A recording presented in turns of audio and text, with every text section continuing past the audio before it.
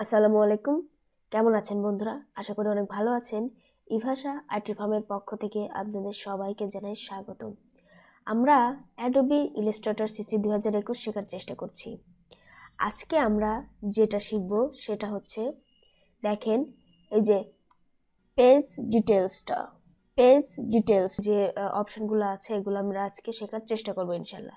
তাহলে বন্ধুরা বেশি কথা না বাড়াই, চলুন শুরু করা যাক।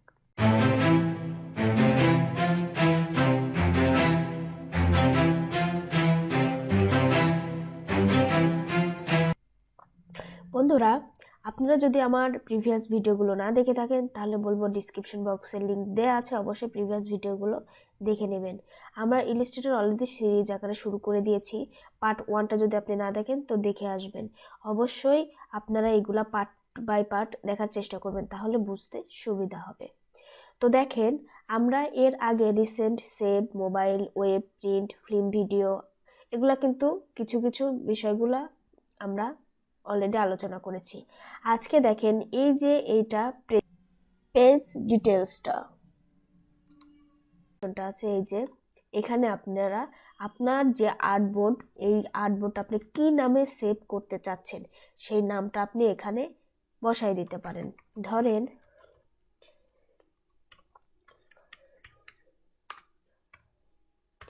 আমি ইভাশা আইটি নামে এই পেজটা সেভ করব, তাহলে আপনি এখানে ইভাশা আইটি দিতে পারেন।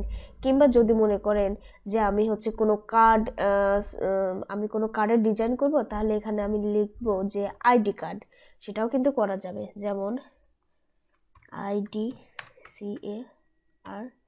আইডি কার্ড, এইরকম করে আপনি মানে আপনার এক কথায় আপনি যে নামে সেভ করতে চান সেই নামটা এখানে আপনি শো করে দিতে পারবেন, মানে লিখে দিতে পারবেন। এরপরে যেটা আছে দেখেন ওয়াইড এবং হাইট। আপনার হাইট এবং ওয়াইডটা কত রাখতে চাচ্ছেন আপনি, আপনার পেজের মনে করেন আপনার আর্টবোর্ডটা যে আপনার কতটুকু বড় এবং চওড়া রাখতে চাচ্ছেন। আমরা এখানে যদি দেই 800 আর এখানে যদি দেই আমরা 500, তো আমরা এটা আমাদের মন মতো আপনার আর্টবোর্ডের সাইজটা করে নিতে পারবো। ঠিক আছে, আমি 800 এবং 500 পর্যন্তই রেখে দিলাম।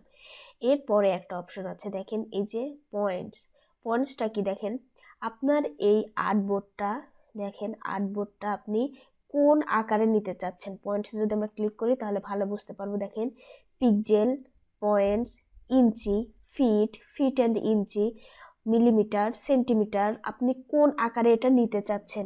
এমন আছে যে কোনো একটা ডিজাইন আপনাকে আপনি অর্ডার পাইছেন, কিন্তু যে আপনাকে অর্ডার দিছে সে বলে দিয়েছে যে আপনি আমাকে আমার এই ডিজাইনটি ইঞ্চি আকারে করে দেবেন।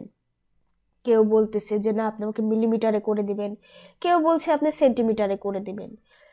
তাহলে এখন কি আবার কেউ বলতেছে যে আপনি আমাকে 1 ফিট বা 2 ফিট বা যেমন ফিট আকারে কি এভাবে করে দেবেন। এখন আপনি কিভাবে করবেন, আপনার যখনই এই আপনার আর্টবোর্ডটা যখনই আপনি কেউ এভাবে আপনাকে কোনো মেনশন করে দিবে যে আপনি এই আকারে আমাকে করে দিবেন। দেখেন আমি 8/500 কিন্তু এখানে দিয়ে দিয়েছি। এখন যদি আমি পিক্সেলে ক্লিক করি এটা কিন্তু পিক্সেলে পরিণত হবে। আবার যদি দেখেন আমি যদি ইঞ্চিতে ক্লিক করি, দেখেন ইঞ্চিতে কিন্তু এটা অটোমেটিকলি নিয়ে নিচ্ছে। তার মানে আপনি ইঞ্চিতে করতে চান নাকি ফিটে করতে চান নাকি আপনি মিলিমিটারে করতে চান, সেন্টিমিটারে করতে চান, সেটা কিন্তু আপনার এখানে আপনার করে নিতে হবে না। আমরা আগের ভার্সনগুলোতে দেখেছি সাধারণত আমাদের এখানে ইঞ্চি বা ফিট বা মিলিমিটার সেন্টিমিটারগুলো আমাদের বসায় নিতে হয়েছে, কিন্তু এখন দেখেন সেই কাজগুলো এত সহজ করে দিয়েছে ইলাস্ট্রেটর যে আপনার আর সেই কাজগুলো করতে হচ্ছে না। আপনি এখানে ক্লিক করলেই অলরেডি আপনি সেগুলো কি পেয়ে যাচ্ছেন। দেখেন আমি যদি এখন মিলিমিটার চাই মিলিমিটার চলে আসবে, দেখছেন কিচ্ছু না, শুধু আপনি কোনভাবে আপনি কনভার্ট করতে চান শুধু সেখানে আপনি ক্লিক করলে ওরা নিজেই কনভার্ট করে নেবে। তো আমরা পয়েন্টস আকারে রেখে দিলাম। তো এভাবে আপনি এই পয়েন্টসের মাধ্যমে আপনি করে নিতে পারবেন। পরে একটা অপশন আছে দেখেন এই যে ওরিয়েন্টেশনটা কি, দেখেন আপনি আপনার পেজটিকে লম্বালম্বি করে রাখতে চান নাকি আড়াআড়ি করে রাখতে চান, এক কথায় আপনার ল্যান্ডস্কেপ করতে চান নাকি আপনি হচ্ছে A4 বা মানে বড় যে মানে লম্বালম্বি আছে সেটা করতে চান, অরিয়েন্টেশন করতে চান, এটা আপনার এখান থেকে আপনি সিলেক্ট করে নিতে পারেন। আপনি যদি লম্বালম্বি করতে চান এখানে ক্লিক করলে এটা হয়ে যাবে, যদি আপনি আড়াআড়িভাবে করতে চান তাহলে এখানে ক্লিক করলে কিন্তু হয়ে যাবে। এখন পরে দেখেন আর্টবোর্ডের এখানে কিন্তু 1 নাম্বার দেওয়া আছে। আমাদের ফটোশপে এই ধরনের অপশন ছিল না, তো এটা এখন কারণ হচ্ছে আপনি আপনার আর্টবোর্ডটা কতগুলা নিতে চাচ্ছেন। আপনার একটা আর্টবোর্ড নিয়েও কাজ করতে পারেন, আপনি যদি মনে করেন না আমার 5টা আর্টবোর্ড লাগবে সেটাও করতে পারেন। এভাবে আপনি একসাথে 1000টা আর্টবোর্ড নিয়ে আপনার এই ডকুমেন্টে কাজ করতে পারেন একসাথে। তো আপনি যদি 5টা 10টা 15টা এভাবে 1000টা আর্টবোর্ড আপনি এখানে আপনার ডকুমেন্টে তৈরি করতে পারবেন এবং একসঙ্গে কাজ করতে পারবেন। এরপরে যেটা আছে দেখেন, এরপরে যেটা আছে সেটা হচ্ছে এই যে ব্লেন্ড, দেখেন টপ বটম লেফট রাইট। এটা কি আপনার আর্টবোর্ডটি, ঠিক আছে, আপনার পেজটাতে কতটুকু আপনি ফাঁকা রাখতে চান, আপনার টপে মানে উপরে কতটুকু নিচে কতটুকু, আপনার ডানে কতটুকু বামে কতটুকু, এখানে সেটাই দেওয়া আছে। দেখেন টপ বটম লেফট রাইট, আপনি এই 4-5টা কতটুকু ফাঁকা রাখতে চান। ধরেন আপনি একটা কার্ডের ডিজাইন করতেছেন, এখন কার্ডের ডিজাইন করার ক্ষেত্রে আপনাকে যেটা করতে হবে, আপনি তো সম্পূর্ণ কার্ড ধরে আর ডিজাইন করতে পারেন না, আপনি কতটুকু করবেন ডিজাইনটা সেটুকু মেনশন করে দিতে হবে যাতে আপনার ডিজাইনটা অনেক ভালো হয়। তো আপনি যতটুকু ফাঁকা রাখবেন আপনার ততটুকু কিন্তু কাটা পড়বে কার্ডটি, আর বাকিটুকু ডিজাইনটুকু আপনার কিন্তু ওইভাবেই তৈরি হবে।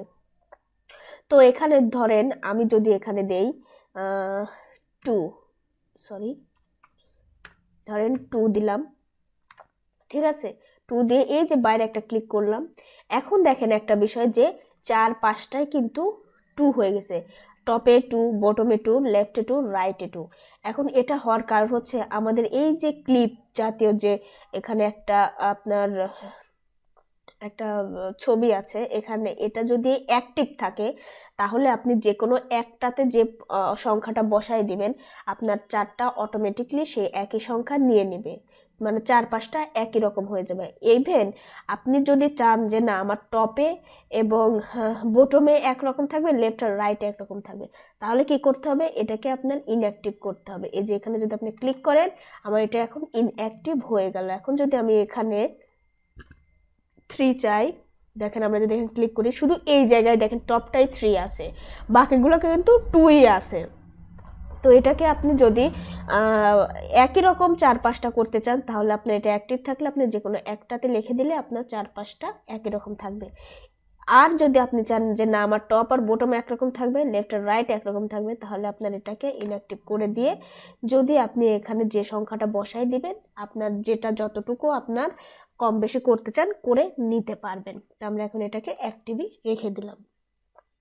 এরপরে দেখেন একটা অপশন আছে এই যে অ্যাডভান্স অপশন, এটা যদি আপনাদের না থেকে থাকে, ধরেন এরকম থাকে যে আমার পরে আর কোনো অপশন নাই, সেক্ষেত্রে আপনি এই অ্যারো চিহ্নতে আপনি ক্লিক করবেন মাউসের লেফট বাটনে, তাহলে আপনার অপশনগুলো কিন্তু চলে আসবে। দেখেন এখানে লেখা আছে কালার মোড। কালার মোডটা কি, আপনি আমার আর্টবোর্ডটা দেখেন কি RGB কালার রাখবেন না CMYK কালার রাখবেন। এখানে একটা কথা আছে যে RGB কালারটা কি আগে সেটা আমাদের বুঝতে হবে।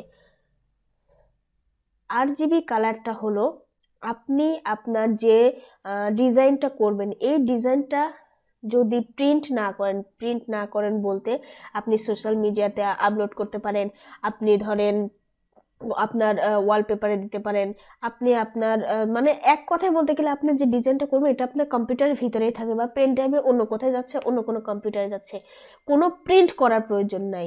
যদি প্রিন্ট করার প্রয়োজন না থাকে তাহলে আপনারা অবশ্যই RGB কালার দিয়ে কাজ করবেন। এক্ষেত্রে আপনার মানে যে আপনার যে ডিজাইনগুলো আপনি করবেন, এই ডিজাইনগুলো যখনই আপনি প্রিন্ট করার প্রয়োজন হবে না, এক্ষেত্রে আপনার RGB কালারটা সিলেক্ট করতে হবে। এখন যদি আপনার ধরেন কোনো কার্ডের ডিজাইন, কোনো হচ্ছে ব্যাগের ডিজাইন, যেগুলো আপনাকে প্রিন্ট করতে হবে, ছাপাইতে হবে, আপনার সেক্ষেত্রে কিন্তু CMYK কালারটা প্রযোজ্য, এবং CMYK কালারটা আপনার ইউজ করতে হবে। এক্ষেত্রে আপনি যদি RGB কালার ইউজ করেন তাহলে কিন্তু হবে না। তো আমরা বলতে পারি যে যদি আমাদের প্রিন্ট করার প্রয়োজন না হয়, এমন কোনো ডিজাইন করতে হয়, সেক্ষেত্রে আমরা RGB কালারটা ইউজ করব। আর যদি আমাদের প্রিন্ট করার প্রয়োজন হয় তাহলে সেক্ষেত্রে আমরা CMYK কালারটা ইউজ করব। এখন দেখেন ইফেক্ট এখানে আছে, দেখেন ইফেক্টটা কি।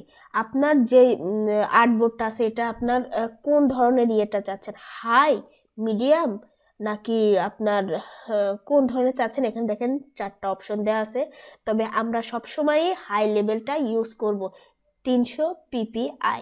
ঠিক আছে, তো আমরা সবসময় হাইটা ইউজ করবো। আপনি মিডিয়ামেও কাজ করতে পারবেন বা বাকি দুইটাতেও কিন্তু কাজ করতে পারবেন, তবে হাইটাতে কাজ করাটা সবচেয়ে বেশি ভালো। এবার ডিফল্ট আমরা এখানে এভাবে রেখে দিলাম। মোড সেটিং দেখেন একটা অপশন আছে, আপনি যদি মোড সেটিংয়ে ক্লিক করেন তাহলে কিছুই না, এই মোড সেটিংটা আপনার এই পাশে যে প্রেজেন্ট ডিটেলসে যেটা আছে, এই যে এটাই মূলত এখানেও দিয়ে দেওয়া হয়েছে। ঠিক আছে, এমন কিছু না, আপনি এখান থেকেও করতে পারেন, আবার এই মোড সেটিংয়ে এসে এখান থেকেও কিন্তু করতে পারেন, এই যে একই রকম জিনিস। তো আমরা এটাকে এখান থেকে যদি করি তাহলে আর এখানে আসার সাধারণত প্রয়োজন হবে না। তো বন্ধুরা, আজকে আমরা রিসেন্ট অপশনের যে প্রেজেন্ট ডিটেলসটা আছে এটা মোটামুটি একটা মানে, তো বন্ধুরা আমাদের রিসেন্ট অপশনের যে প্রেজেন্ট ডিটেলস আছে এটা আমরা আজকে শিখে ফেললাম। দেখেন আপনার পেজটা কেমন হবে সেটা কিন্তু আপনার এই প্রেজেন্ট ডিটেলসের উপরে ডিপেন্ড করবে।